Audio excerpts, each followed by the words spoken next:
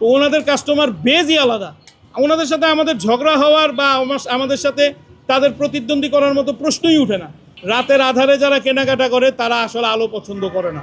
ঘটনার দিন রাতে হাতিরঝিল থানা পুলিশ ওসি তিনি আমাকে ফোন দিয়ে বললেন যে এই ঝামেলাটা এইখানেই আপনারা সমাধান করে নেন, নিজেরা সমাধান করে নেন, কারণ ওনার সাথে আপনি পেরে উঠবেন না। ওনার অনেক ক্ষমতা, অনেক পাওয়ার। 21টা শোরুম আছে, আমাদের 600-র উপরে কর্মচারী। আমাদের নিজস্ব ফ্যাক্টরিতে তৈরি করা হয় পণ্য। 990 টাকার যেই প্রোডাক্টটা তৈরি হয় আমাদের, এই প্রোডাক্টটা সম্পূর্ণ মহিলাদেরকে দিয়ে। 105 জন মহিলা।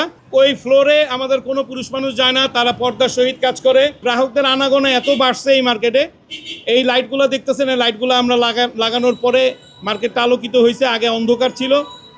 ওনাদের কাস্টমাররা ম্যাক্সিমাম সময় আসে রাত্রে 11টা-12টার পর, এবং ওনারা কাস্টমারদের বাসায় পাঠিয়ে দেয় হচ্ছে লাগেজ ভরে প্রোডাক্ট পাঠিয়ে দেয়।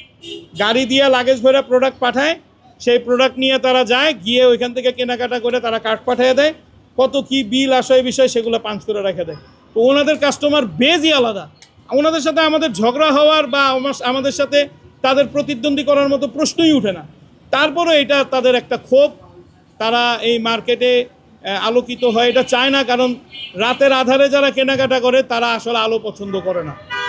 তো ওনার কাস্টমাররা আলো পছন্দ করে না বিধায়ী ওনারা চায় না যে আমরা একটু আলোকিত করে রাখি।